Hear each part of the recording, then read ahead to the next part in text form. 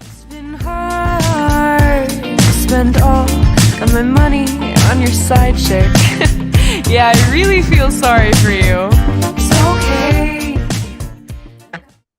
Welcome to East Coast DNA. We have a returning guest, but it's still the same series that you've been watching the last couple days. So we have another contender for the upcoming Battle of the Bands for the Jubilee, but it's also Art at Night weekend. So the Glasgow has a lot going on. And actually, I don't know, Abby, if you're aware of this, but a couple days after that Battle of the Bands, Glasgow's kicking off celebrations for our 150th anniversary as well.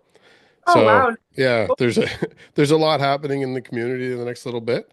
So I'm sure most of my guests are most of my viewers are familiar with you because you were just on. It wasn't that long ago, like 6 months ago.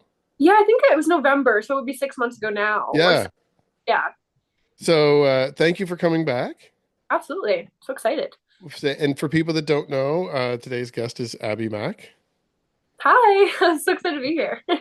So since we've been talking, it's kind of like that's why I'm kind of stuttering a little bit when I'm trying to think back. Like 6 months doesn't seem like enough time for everything that's happened since we've met. When you were originally on, we were talking about you were going to have your Oh release yeah. show, There's so and much that happened, but yeah, all good things. All good things happen. absolutely. Why don't we just, well, I'm going to direct some people, if you want to kind of deep dive into a little bit more where Abby came from, maybe go back to that episode because it is fairly recent. But for Sure. my own interest and for fans that have already seen that, why don't you give me a little bit of an update on everything that's happened over the last half a year?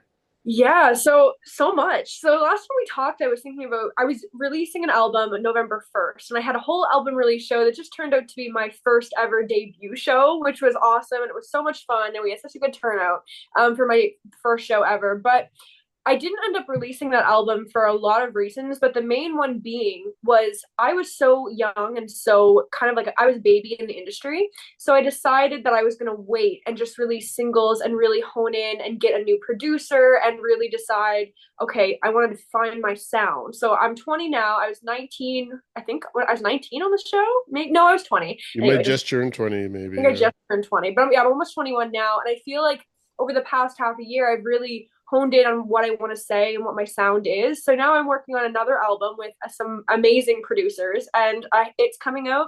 I'm not going to say when, but it is coming out eventually. And I'm doing a little bit of a Canada tour, which is happening, and that was in the works. I hired a manager. I did a bunch of things for myself, and like today I'm actually meeting with a Nashville scout. Like a bunch of things are happening that are really positive because I decided to take a step back and really reflect on I wanted to do a full-blown album release campaign and hire a manager and do the things and like grow my social media presence on like TikTok and Instagram. And I think that was the best decision I've ever made. But it was a hard one to be like, I have all these songs and all these things I want to say right now, but I didn't want to just give everybody everything on the line when I was so new and so first, like it was my first statement in the industry, and I wanted to just kind of do that with singles. So that's why I made that choice essentially. I tend to have the same problem where I just want to get it out, which I'm sure anyone that follows my YouTube channel or Instagram sees. Like I ramp up and then we're just spurting stuff out constantly. But I do appreciate from the other side as a fan digesting stuff too, to kind of stagger it a little bit, not for the digestion side, but just so that you as an artist have the ability and the time to actually make sure that it's exactly the way that you want to be when you put it out, instead of, as Exactly. you say, just putting the full album out right away.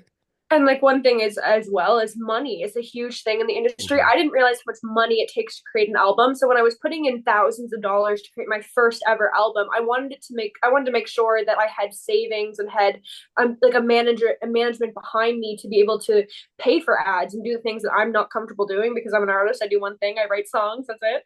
I wanted to make sure that I'm spending like, over $50,000 on this or whatever you're spending on it. I want to make sure that I get the value for my dollar kind of thing. So that's a huge part that I don't talk about very often, but it is like for young artists out there, it's a huge, huge thing that we have to kind Mhm. of be aware of.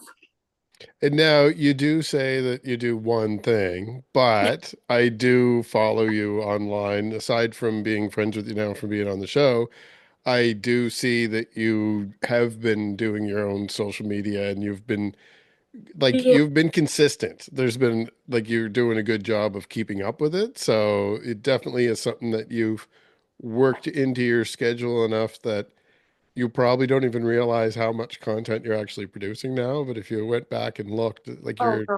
Yeah. you're pretty much daily on there doing something. So, Yeah, I actually created a content schedule, and my like who I hired for management is one of the best people ever. His name's Jay. He's like incredible, and I will give him a shout out. I'll send you his socials to link because he's awesome. But perfect.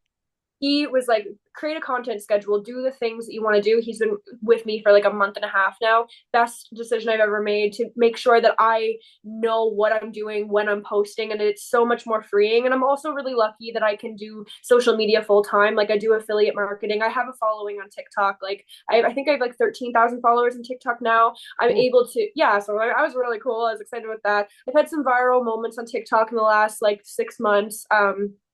So I'm really lucky that I'm able to like do affiliate marketing for Amazon and Every Jewels and Bubble and all of these things so I can like pay my bills and still be an artist at the same time. So I know kind of have an easier time, but it is like it's a lot. Content is a lot, and it's a really big part of being an artist, which I didn't realize going in. So you kind of have to love it.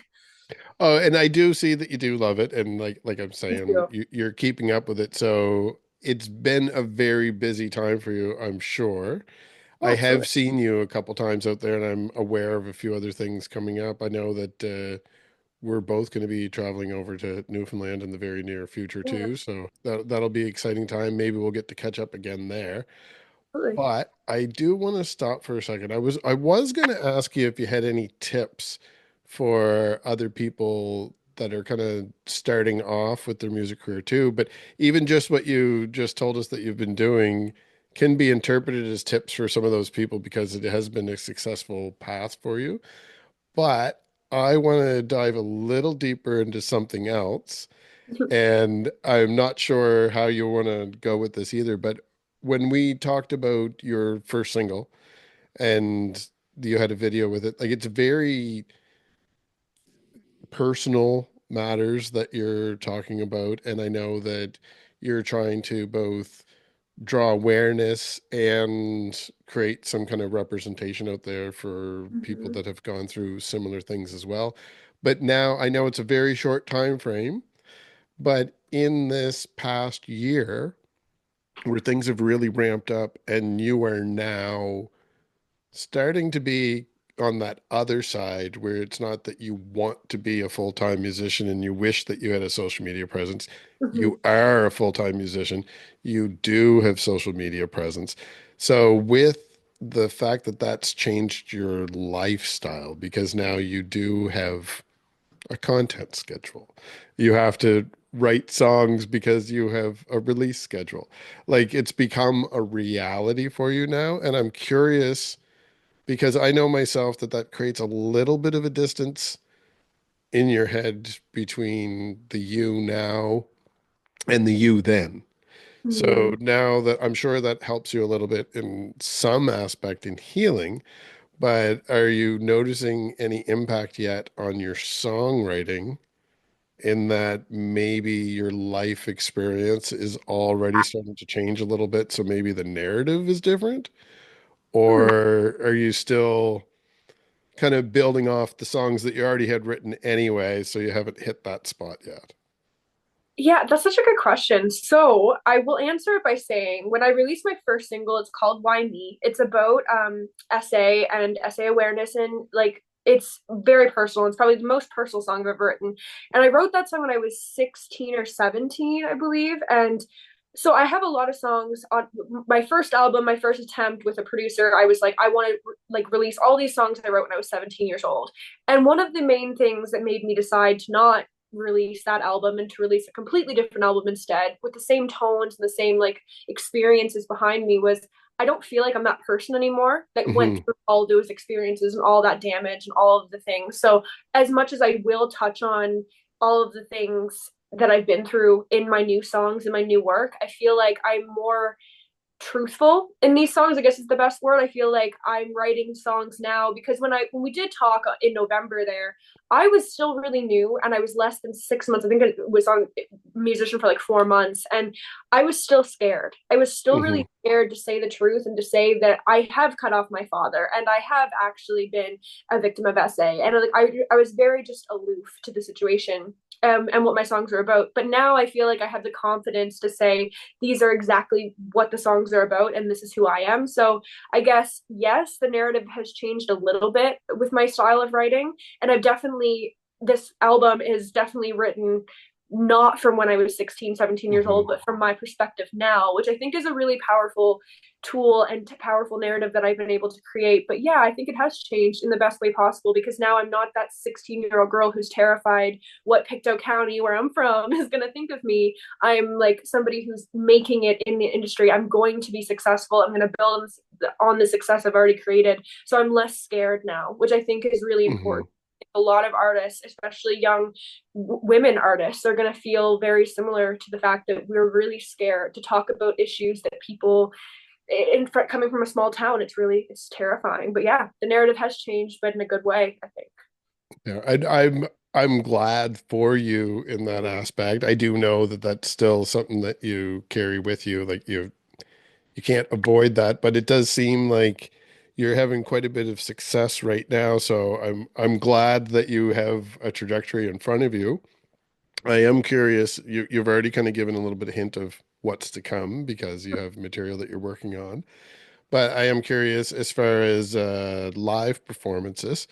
Like I said, I know that you have built yourself quite a good little network over the last little while too. Like when we originally met, you were in the process of establishing one, Mm-hmm. and I see your name out there now quite a bit independently of knowing you. So I always like to see that where I'm not just seeing you in my algorithm because I've already met you and that you reached out at one point. I'm seeing you because I'm being fed back other stuff for East Coast music, and you're already making a name for yourself in those circles. So Oh, short time, I'm super impressed. So I'm proud of the success that you've had in the last few months. But going forward, do you have dates already planned for the summer? I do. I have some stuff planned. So I mean, I just did a show with Empower to Recover, and they're an organization they're a nonprofit organization that helps people and funds like addiction and mental health recovery. So they're an amazing platform. And I did a show with them over the weekend. It was my first show with them, but I'm doing a lot more events with them over Canada this year. They're doing their first Canada wide tour, so I'm going to be with them in Cornwall and like a bunch of places in Ontario. I think we're going to Vancouver. Like, there's just a bunch of dates with them, and then independently from them, I'm also doing a couple different festivals. Like, I just did the Peace Conference over the weekend as well. It was a busy weekend for me. I'm doing a couple festivals in September, and then I'm planning a tour as well, which we like. That's going to be, can't say when or I'll get in trouble, but that's going to Yeah. be sometime at the end of 2025. So I have a lot coming up, and it's terrifying. But yeah, I was scared. I didn't barely did any shows last year. I did the one in November, and then I did a songwriting circle in Truro in December. And I was like, oh, I was scared because everybody was saying do as many gigs as possible. But I found that I almost take an opposite approach. I'm very selective in who I perform for. I want to make sure that I'm not just doing random bars, and that's great for some certain styles of music, but not for mine. So I wanted to be really selective, and that's worked out for me. But yeah, that's what's coming. I'm super excited.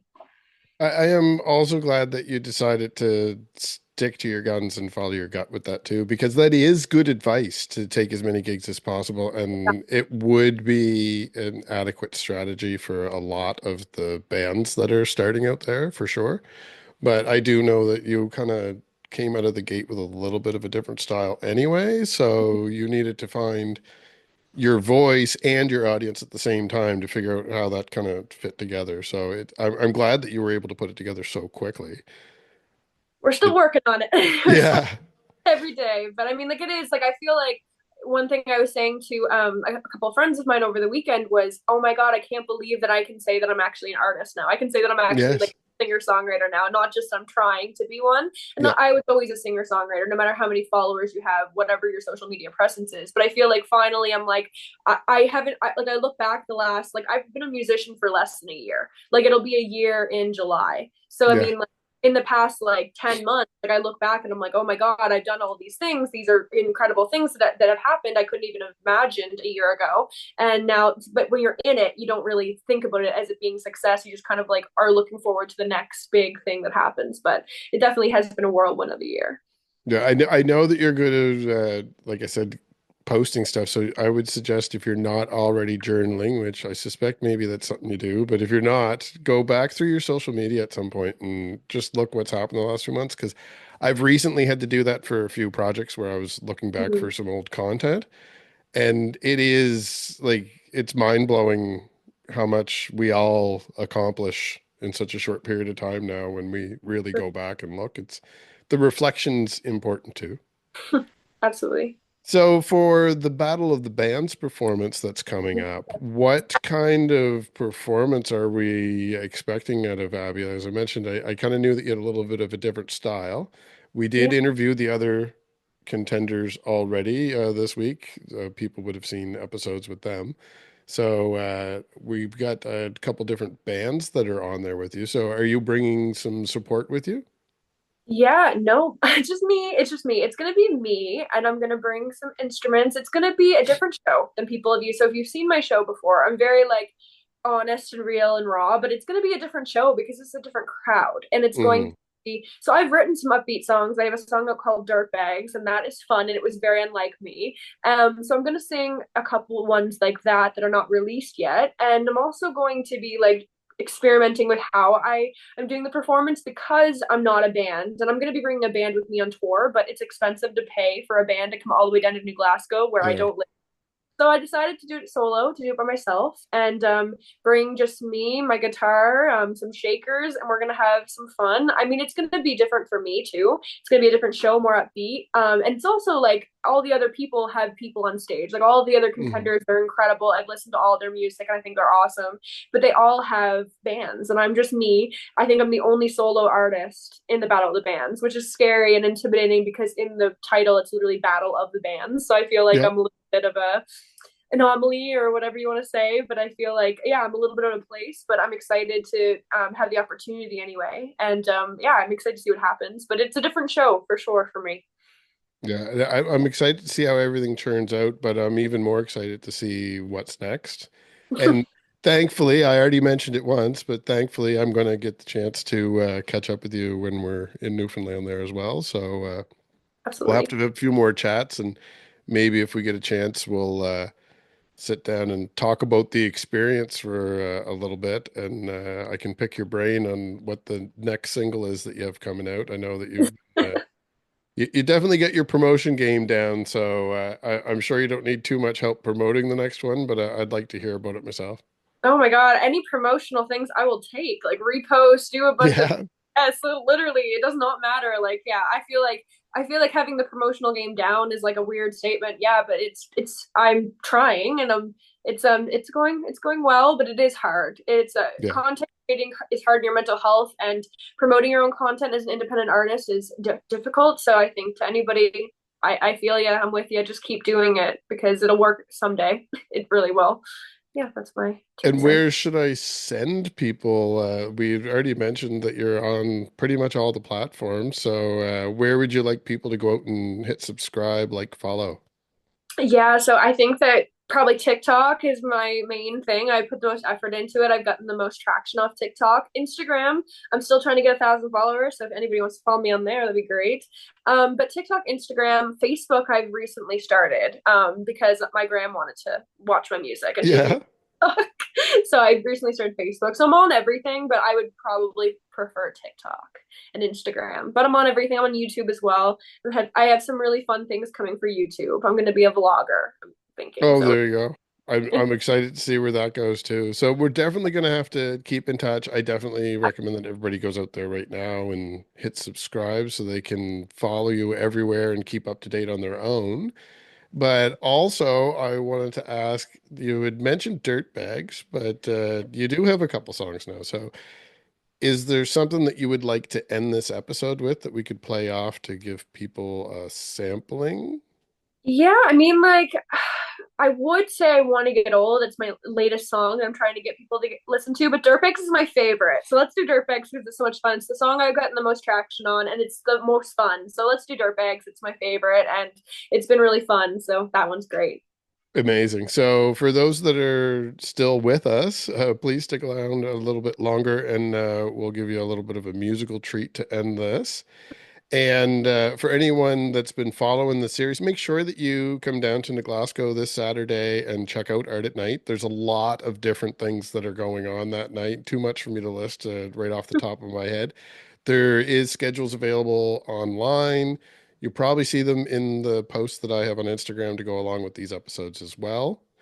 And check out the other bands if you get a chance. If you haven't seen the other interviews, they should all be available now. We're just wrapping up with Abi here today. And in the future, these bands, somebody's going to end up opening for the Jubilee, but everybody is going to be continuing with their music career. So I definitely hope that everybody goes out there and follows all these people. And I'm sure, Abi, you're going to leave the event with a few new friends as well, if history is any indication. So thanks for joining me today. Best of luck this weekend. And I guess I'm going to see you in the very near future. Yeah, absolutely. Thank you so much for having me. I appreciate it. All right. Bye, everyone.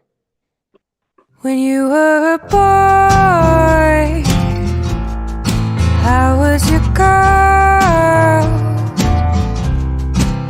So we were made to be together. Yeah, just look at us now. If I was told at 14 you would humiliate me and cheat on me 4 dozen times, I'd probably scream, shout, and then go back again, and again. God, that's embarrassing. It's okay, I've got a new rule. Now that I'm 20 and have some self-respect, don't date dirtbags, because they're dirtbags. Shit, that's what I've been saying this whole time. You've got your side of the story. It's been hard to spend all of my money on your side chick. Yeah, I really feel sorry for you. It's okay, I've got you. Now that I'm 20 and have some self-respect, don't date dirtbags, because they're dirtbags. Like, obviously. You're gross. You made me hate your ex, said that she was crazy. Or did she really just want you to brush your teeth because same girl? Ugh.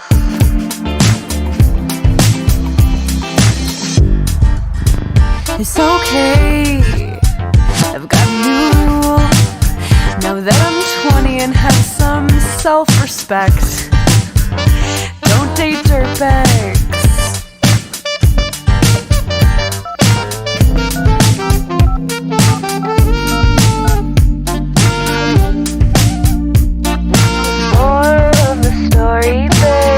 I got over you.